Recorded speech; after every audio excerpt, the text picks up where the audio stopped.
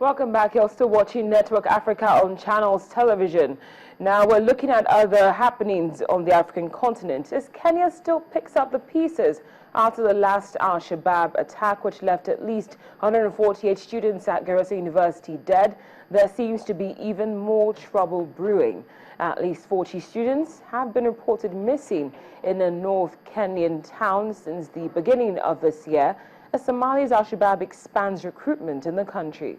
Police authorities in the northern town of Isiolo have received numerous reports of students missing from the local schools, and that's since the beginning of 2015. These missing young men were believed to have been taken to Somalia for extremist trainings from the Al-Qaeda-linked Al-Shabaab militants. Police investigation has confirmed that development, and also that there could be a training camp in Somalia as well, where these boys or men, young men, might have been taken to. Well, for more on this, I'm being joined via Skype from Washington, D.C. by the Voice of America's Vincent McCory, who is a Kenya expert. Vincent, it's a pleasure to have you join us on Network Africa again. It's a delight. Now, could there be a link between these missing students and Al-Shabaab doing some recruiting?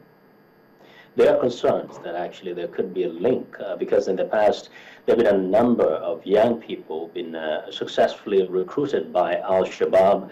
In fact, in the last attack where over 140 students were killed at the university, one of the attackers was a younger person who had graduated from university, though, but a Kenyan who was the son of a senior local official. And there has been I think, a very vigorous attempt to recruit particularly Kenyan young men to the ranks of Al-Shabaab, because Al-Shabaab wants to make a point that their Kenyans were willing to fight for them, and that is for them a victory against Kenya.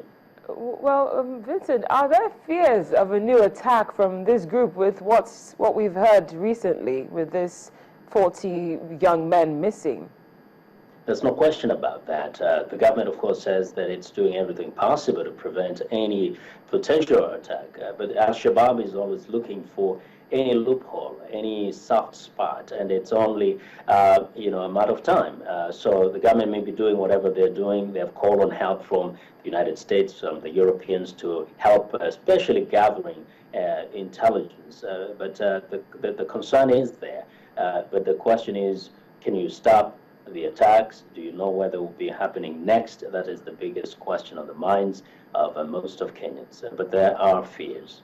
Indeed, they're justified. But just before I let you go, Vincent, could there be anything missing, anything that Kenya is missing in addressing this threat posed by the group? We've seen the government has been very hands-on in dealing with the threat, but is there something that they're not getting right?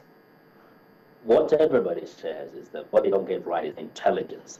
They're not able to establish who is doing what where.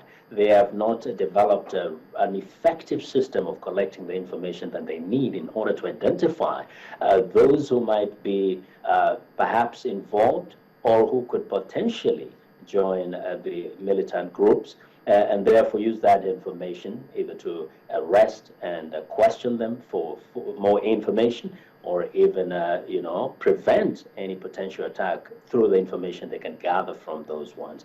Everybody complains that there's lack of proper intelligence collection, but also there is a problem of corruption, where they feel that some of the government officials have been compromised because they're willing to take bribes and turn a blind eye to some of those who may be involved in either funding of those activities, or in actually were involved in conducting those particular terrorist activities.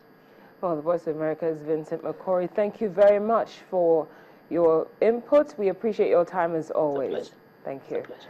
Thank you. Now, before we go on a break, we'd just like to give you some background on the kind of attacks, or the series of attacks which Kenya has faced in the hands of Al-Shabaab. Now, we saw one happen in the Westgate shopping mall. We can recall that incident. It was very gruesome. A lot of people perished in that. Very unfortunate case. And well, that happened from the 21st of September 2013. It was a 3-day siege, and it lasted until the 24th of September. At least 67 deaths were recorded in that case, including 4 of the attackers. Now, over 175 people were also reportedly wounded in a mass shooting, with all the gunmen reported killed in another attack. That was and we had another case concerning the Mandera bus attack, which took place last year on the 22nd of November 2014.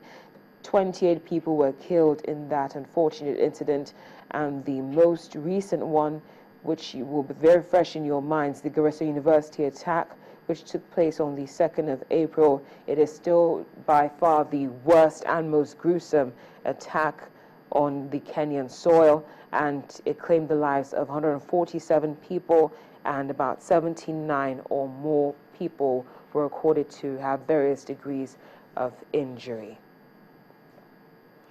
Well, we're going to take another break now on the program. When we come back, developments in the world's newest country, South Sudan. Please stay with us.